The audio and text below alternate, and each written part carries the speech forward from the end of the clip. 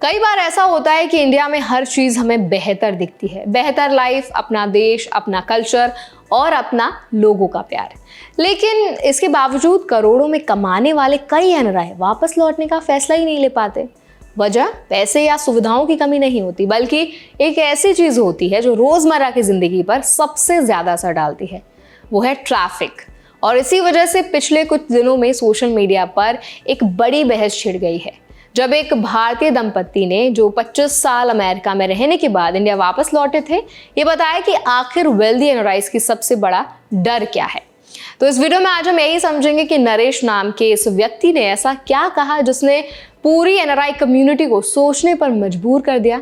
क्यों ट्रैफिक उनके दोस्तों के लिए सबसे बड़ा डील ब्रेकर बन रहा है।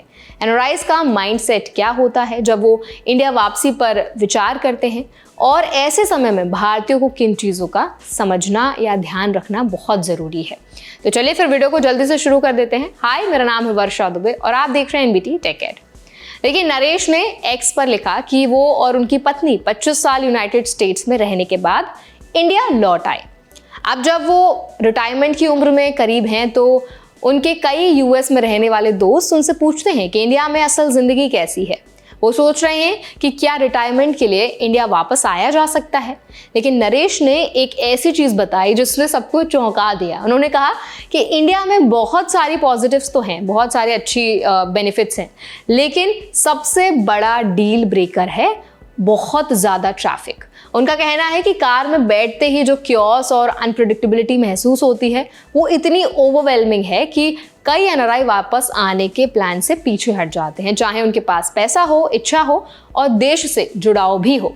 ट्रैफिक सिर्फ एक इनकन्वीनियंस नहीं, बल्कि उनके हिसाब से ये इंडिया के डेवलपमेंट और ग्लोबल इमेज दोनों को इम्पैक्ट करता है।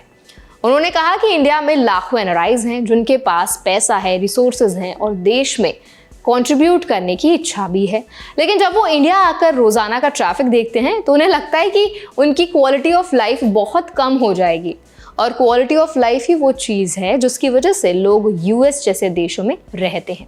वहाँ कम्यूट लंबा हो सकता है लेकिन कियोस नहीं होता। शिकागो जैसे शहरों का एग्जाम्पल देते हुए उन्होंने कहा कि वहाँ भी जाम होता है पर ऑर्डर बना रहता है, लेन डिसिप्लिन होता है और अनप्रिडिक्टेबिलिटी कम होती है। लेकिन इंडिया में अनप्रिडिक्टेबिलिटी ही सबसे बड़ी समस्या है। कब कहाँ जाम लग जाए, कितनी देर के लिए फंस जाए, ये किसी को पता नहीं होता। नरेश ने लिखा कि इंडिया के इस कियोटिक ट्रैफिक में हिडन कॉस्ट भी होते हैं, मेंटल स्ट्रेस, टाइम लॉस, कम प्रोडक्टिविटी और पर्सनल लाइफ पर असर। इसका मतलब ये है कि इंडिया आने की प्लानिंग करने वाले एनआरआई सिर्फ इंडिया की ग्रोथ या फैसिलिटीज को नहीं, बल्कि वो सोचते हैं कि रोज की जिंदगी कैसी होगी। और यही जगह कई लोगों को रुकने पर मजबूर कर देती है। उन्हें लगता है कि इंडिया अब भी उस बेसिक अर्बन डिसिप्लिन को अचीव नहीं कर पा रहा है जिसकी उन्हें आदत यूएस में लग चुकी है। उनके पोस्ट में हजारों लोगों ने प्रतिक्रिया दी। कई लोग उनकी बात से पूरी तरह सहमत दिखे। कई ने कहा कि उनके माता पिता भी इसी वजह से वापस नहीं आना चाहते। कुछ लोगों ने ये भी कहा कि इंडिया आने के लिए हर किसी की अपनी वजह होती है। किसी को एजिंग पेरेंट्स की चिंता होती है, किसी को सस्ता हेल्थ केयर अट्रैक्ट करता है और किसी को डोमेस्टिक हेल्प मिलने से लाइफ ईजियर लगती है। लेकिन फिर भी डेली कम्यूट ही वो चीज़ है जहां सबसे बड़ा प्रैक्टिकल गैप दिख जाता है और लोग सोचते हैं कि क्या वो ये कियोस फिर से झेल पाएंगे। कई लोगों ने उन्हें सलाह दी कि वो मेट्रो सिटी छोड़कर किसी सेमी अर्बन टाउन में शिफ्ट हो जाएं जहां ट्रैफिक कम हो। लेकिन फिर असल सवाल यही आता है कि क्या जो एनआरआईज हैं वहां पर उस तरह के इंफ्रास्ट्रक्चर, हेल्थ केयर, कनेक्टिविटी और अपॉर्चुनिटीज़ में शिफ्ट हो पाएंगे, एडजस्ट कर पाएंगे? तो शायद नहीं। इसीलिए ये सिर्फ एक पर्सनल समस्या नहीं, बल्कि एक सिस्टम लेवल की चुनौती बन जाती है। ये चर्चा ऐसे समय में सामने आई है जब अमेरिका ने वीज़ा रूल सख्त कर दिए हैं, अनडॉक्यूमेंटेड इमिग्रेंट्स पर स्क्रूटिनी बढ़ा दी है और कई इंडियन प्रोफेशनल्स फ्यूचर को लेकर अनश्योर हैं। रेडिट पर भी एक इंडियन इंजीनियर ने लिखा है कि वो यूएस में सक्सेसफुल करियर के बावजूद स्टेबिलिटी और कम्युनिटी की तलाश में इंडिया लौटना चाहते हैं। लेकिन फिर वही समस्या, सुविधाएं बनाम रोजमर्रा की जो क्वालिटी ऑफ लाइफ है। अब सवाल यह है कि इंडियंस इस स्थिति को कैसे देखें और क्या सीखें। सबसे पहले समझना जरूरी है कि क्वालिटी ऑफ लाइफ सिर्फ इनकम से तय नहीं होती। रोज का ट्रैवल, रोड्स का डिसिप्लिन, पब्लिक बिहेवियर और सिटीज का मैनेजमेंट भी उतना ही इंपॉर्टेंट है। अगर हम चाहते हैं कि एनआरआई कम्युनिटी वापस आए, कंट्रीब्यूट करे और अपना ग्लोबल एक्सपीरियंस इंडिया में लाए, तो सिटीज को बेहतर बनना ही होगा। ये सिर्फ सरकार का मुद्दा नहीं बल्कि लोगों का भी है।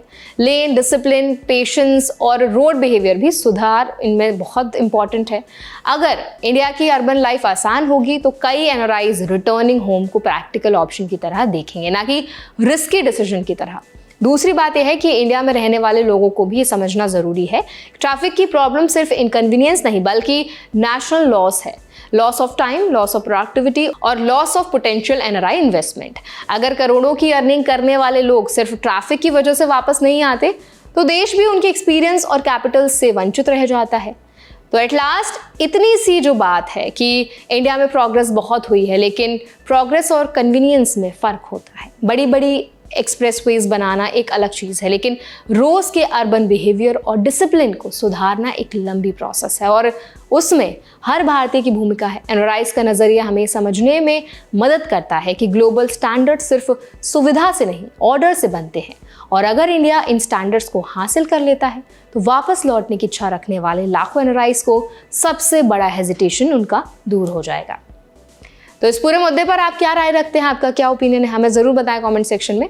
ऐसे और भी अपडेट्स के लिए, वीडियोस के लिए हमारे चैनल एनबीडी टेक एड को भी जरूर सब्सक्राइब करें।